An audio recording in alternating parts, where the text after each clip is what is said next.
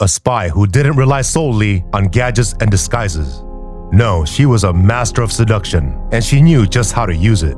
She was none other than Mata Hari, a German spy and an exotic dancer who seduced all men. She was a spy who had men wrapped around her little finger.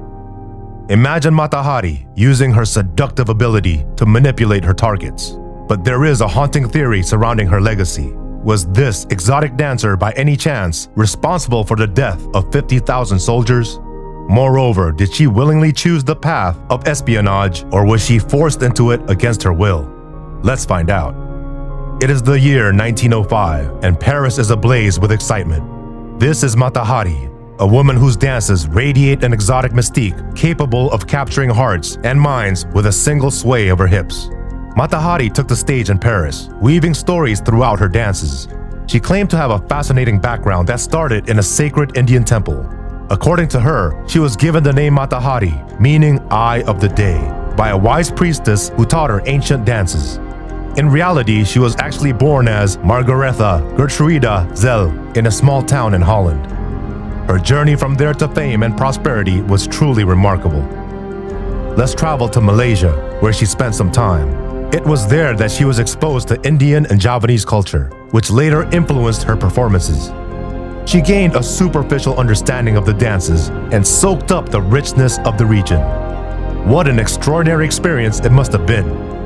As you all know, life is not always a fairy tale, and Mata Hari's personal life had its share of difficulties.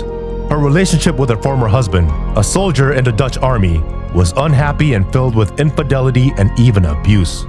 She left Malaysia and returned to Europe in search of freedom and happiness. Her journey began there. From Russia to France, her performances captivated audiences with mesmerizing dance.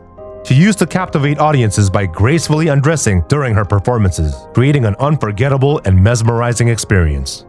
In the midst of World War I, being a Dutch citizen in a neutral country had its perks. She hopped from France to the Netherlands, making pit stops in Spain and Britain. But little did she know, someone had their eye on her every shimmy and shake. Then comes the intense affair between Mata Hari and Captain Vadim Maslov. Sparks flew like fireworks in the night sky, but tragedy struck when Maslov was wounded, losing his left eye in aerial combat. Her world was about to take an unexpected turn. Here entered the French Déjeuner Bureau. They made her an offer she couldn't refuse. If she agreed to become a spy for France, they'd let her visit her injured lover. Now that's what I call a tempting twist in the plot. Mata Hari had a decision to make: dance with danger or abandon her beloved captain. French agents planned to exploit a seductive dancer to extract secrets from Germany's Crown Prince Wilhelm. But here's the twist. It turned out that the prince was a playboy, not a brave warrior, living a lavish lifestyle with politicians. But the German government desperately wanted to sweep the prince's reckless behavior under the rug. They even had plans to label his father as cuckoo and kick him off the throne. It was a game of shadows where appearances meant everything, and Mata Hari found herself caught in the whirlwind of political tricks and turns. Now in November 1916, Mata Hari found herself on a ship called Zealandia, cruising from Spain. Suddenly, the ship makes an unexpected stop at the British port of Falmouth, and guess what? Mata Hari gets slapped with a "You're under arrest" sticker. She is suddenly taken to London. There, she undergoes intense questioning that is unlike anything she has ever experienced before. Who's in charge of the interrogation? None other than Sir Basil Thompson, the master of counter-espionage at the New Scotland Yard. After her arrest in London, she admitted to working for the Bureau but later encountered uncertainty regarding her admissions. He sought assistance from the German attaché in Madrid, offering French secrets. Messages intercepted by the Douzième Bureau exposed her as Agent H-21, a German spy. Desperate times call for desperate measures, right? The Germans, tired of waiting for valuable information, decide to reveal themselves. They expose Mata Hari to the French authorities, setting the stage for her epic downfall. It's February 1917, and inside St. Lazare prison. There she was accused of being a spy. But what did she do, you ask? The courtroom became the hottest show in town.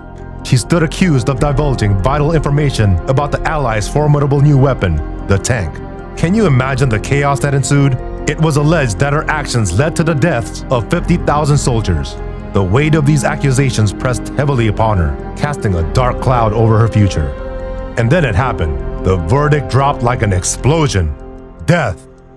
She refused the solace of a blindfold. She met her fate head-on, facing the firing squad.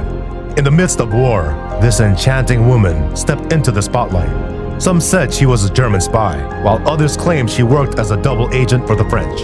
But guess what? The Germans thought she was a failure, while the French called her the greatest woman spy of the century. Who's playing who? And we wrap things up. It was clear that the danger, passion, and secrecy were Mata Hari's companions. We can't help but wonder, was she truly the cunning spy she was portrayed to be, or a pawn caught in a larger game of deception? What do you think? Comment your thoughts below.